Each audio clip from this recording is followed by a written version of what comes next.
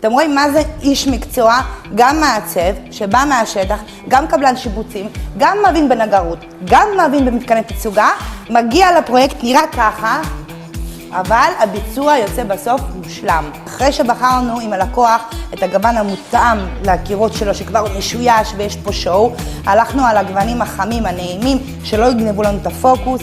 ארונית אחסון, להצגה זה מעולה. אין מחסן, בבקשה. מחסן, נראה חלק מהעיצוב. המערכת מגיעה על הארוניות, כל רצף, הכל פלס. אותו דבר כאן, יש לנו ויטרינה, הויטרינה נמוכה, בבקשה. אחסון, כל מה שאמור להיות כאן על המדפים, ילך לכאן. הדלפק, זה השואו.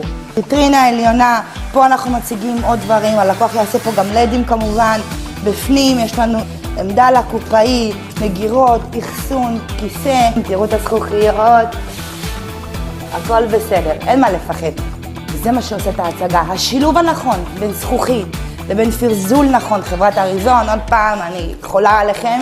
מה שיש פה זה שואו אחד גדול שיעזור ללקוח למכור כמו שצריך. אנחנו באנו עם עיצוב כאן, מדידות מושלמות על המילימטר. אני לא מכירה עוד בעל מקצוע, באיכות ובפדנטיות שלי.